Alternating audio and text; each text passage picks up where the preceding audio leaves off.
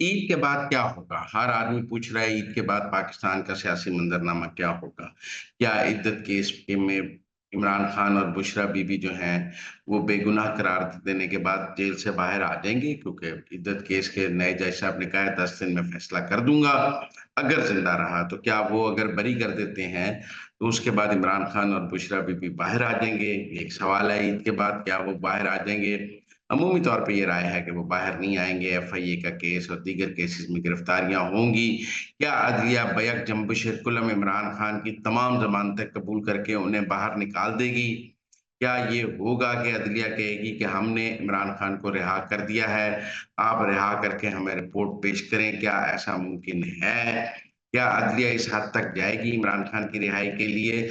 अभी तक जो जजेस की राय है, जो जजेस का मूड है, वो तो बहुत जहराना है। वो एस्टेब्लिशमेंट को पढ़ रहे हैं, एस्टेब्लिशमेंट पर हमला कर रही है अदलिया, और एस्टेब्लिशमेंट आगे से अभी काफी हद तक खामोश है। क्या अदलिया और एस्टेब्लिशमेंट की लड़ाई ईद के बाद किसी फाइनल राउंड में शामिल हो जाएगी? Chief justice Lahore high court supreme court चले जाएंगे तो क्या सुप्रीम लाहौर हाई कोर्ट में कुछ अमन हो जाएगा? बहुत सारे सवाल हैं जो ईद के बाद के हवाले से हैं। मुझे नहीं लगता कि इमरान खान रिहा हो जाएंगे, और मुझे इमरान खान की रिहाई मुमकिन नजर नहीं आती, लेकिन मुझे बुशरा बीबी की रिहाई मुमकिन नजर आती है। मुझे लगता है कि पहले इस फेज में बुशरा बीबी रिहा हो जाएंगी, इमरान खान रिहा नहीं होंगे। और बुशरा बीबी रिहा होने के बाद तहरीक इंसाफ की सियासत पर अपना कंट्रोल मजबूत करेंगी। हलीमा खान माइनस होती जाएंगी, बुशरा बीबी मजबूत होती जाएंगी। और बुशरा बीबी अगर बाहर आके पीटीआई का कंट्रोल संभालती हैं तो एक काफी हद तक जो तहरीक इंसाफ की सियासत है वो बुशरा बीबी के हाथ में जा सकती है। इसलिए मेरे ख्याल में बुशरा बीबी की रिहाई ईद के बाद मुमकिन है, और उनका एक सियासी किरदार भी आपको बहुत वाइब्रेंट नजर आएगा। जैसे इससे पहले बहुत सारी खवातीन ने पाकिस्तान में सियासी जमातों की क़यादत की है। इनमें कुलसूम नवाज भी शामिल है, उनमें नुसरत भुट्टो भी शामिल है, उनमें बेगम नसीम वली खान भी शामिल है, बहुत सारी खवातीन शामिल हैं। तो इन तमाम खवातीन की तरह बुशरा बीबी अपनी नई सियासी इनिंग की तैयारी कर रही हैं।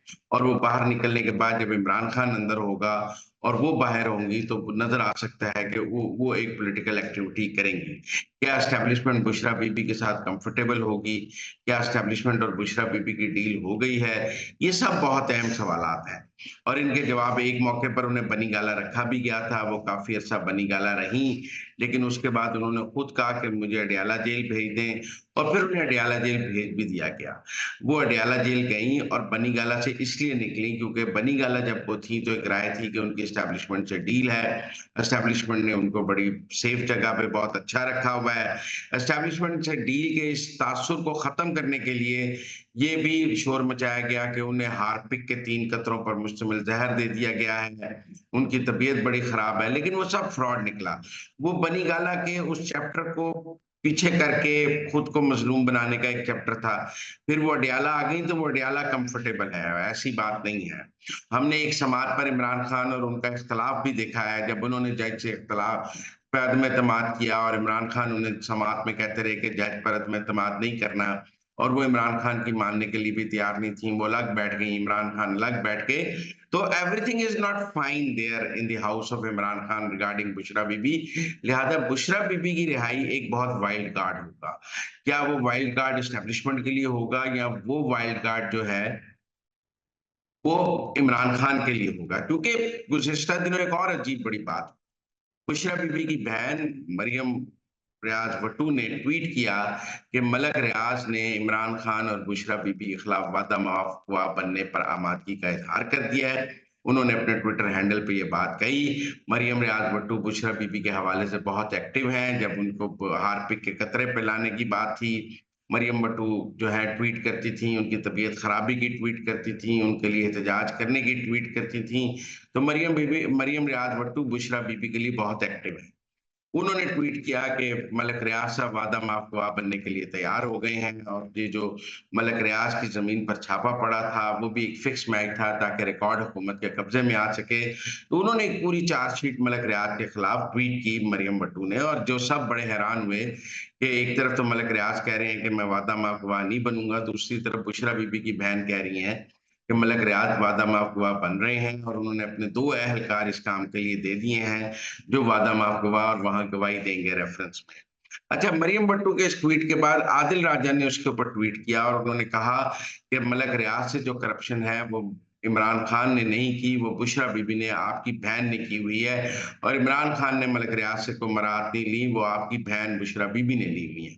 अब ये भी एक अजीब बात थी कि आदिल राजा बुशरा बीबी पर तो करप्शन के इल्जामात लगा रहे थे और ये कह रहे थे कि मलक रियाज से सारे पैसे बुशरा बीबी ने लिए हैं। लाहौर जमान पार्क वाला घर बुशरा बीबी के, मलक रियाज ने बुशरा बीबी के कहने पे बनाया है। तो इमरान खान बड़ा नीट एंड क्लीन आदमी है, उसको तो पता ही नहीं था ये सब कुछ क्या हो रहा है, ये एक अलग बात है। लेकिन इस आदिल राजा के इस ट्वीट से भी नजर आता है कि कहीं ना कहीं बुशरा बीबी और इमरान खान के का फर्क कहीं ना कहीं सोशल मीडिया पर भी मौजूद है, और आदिल राजा के पास भी ये लाइन मौजूद थी कि बुशरा बीबी के खिलाफ करना है और इमरान खान को बचाना है।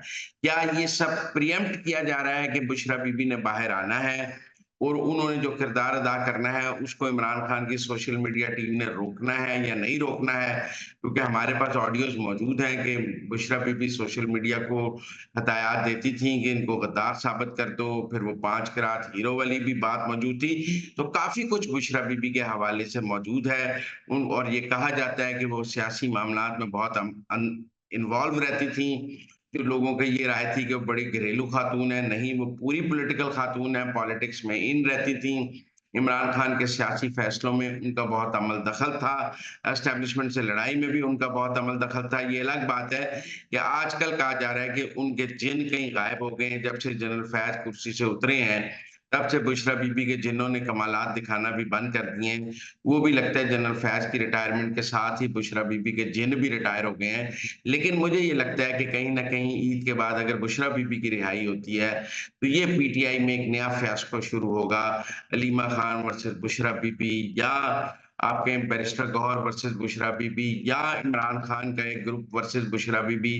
क्योंकि बुशरा बीबी के ग्रुप और अलीमा खान का ग्रुप भी अलग-अलग है, और देखना पड़ेगा कि क्या ये पीटीआई में मज़ीद डिवीज़न इस बात पर हो जाती है और इमरान खान किस में माइनस हो जाता है। पीपल्स पार्टी और नून लीग के दरमियान जो इख्तिलाफात की खबरें चल रही हैं, ईद के बाद क्या होगा? गवर्नर पंजाब ने कहा बड़ा भयानक तजर्बा रहा नून लीग के साथ काम करने का। बजट पर तहफ़्फ़ुज़ात हैं पीपल्स पार्टी के, मोहसिन नकवी सुलह कराने की कोशिश कर रहे हैं। ये सब कुछ हमारे सामने है।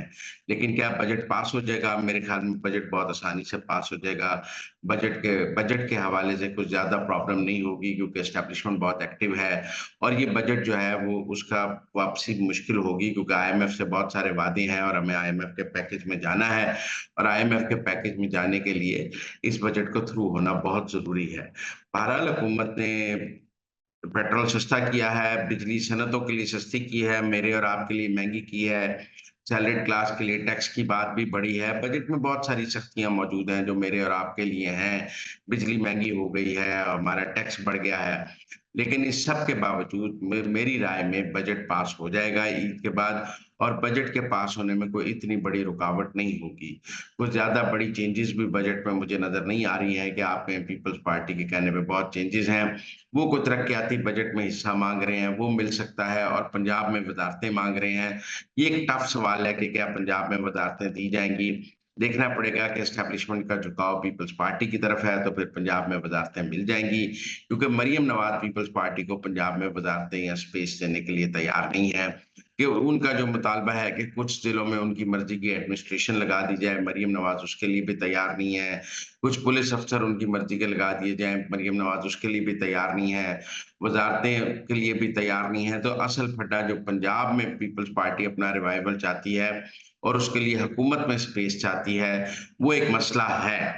लेकिन ये देखना पड़ेगा कि एस्टेब्लिशमेंट का झुकाव किस तरफ है, और अगर मरियम नवाज़ को मजबूर किया गया, तो मैं ये ज़रूर कह सकता हूँ कि बजट पास कराने के लिए कड़वी गोलियाँ जो हैं वो मरियम नवाज़ को खानी पड़ेंगी।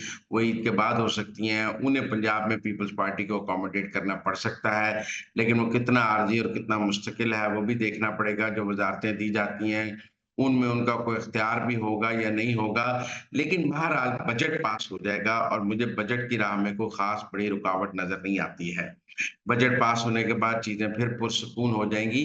जिन लोगों की राय है कि जो कह रहे हैं कि हुकूमत जा रही है या बड़ा कोई मसला हो गया है, मुझे ऐसी कोई सूरत-ए-हाल नज़र नहीं आती है। हर दफ़ा बजट में इत्तेहादी इसी तरह नाराज़ होते हैं। हमें आदत है हर बजट में इत्तेहादी अपनी बात मनवाने की कोशिश करते हैं। बजट एक ऐसा मौका होता है जब हुकूमती अरकान, हुकूमती इत्तेहादी अपनी बात मनवाने के लिए हुकूमत को थोड़ा बहुत टाइट करते हैं, ब्लैकमेल करते हैं। इसीलिए इमरान खान कहते होते थे कि हमें तो एजेंसियों को कहना पड़ता था कि बजट पास करवा दें। तो आज भी मुझे ये लग रहा है कि कहीं न कहीं इस बजट को पास कराने के लिए एस्टेब्लिशमेंट को अपना रोल अदा करना पड़ेगा और वो रोल ज़रूर पीपल्स पार्टी के हवाले से हमें मोहसिन नकवी का नज़र भी आ रहा है और आगे इसमें मज़ीद हमें उनकी एक्टिविटी नज़र आ सकती है, लेकिन बिलाखिर पीपल्स पार्टी मान जाएगी। ऐसा नहीं है कि पीपल्स पार्टी इस बजट को वोट ना देने का ऐलान कर दे और उन्होंने कोई ऐसा ऐलान किया भी नहीं।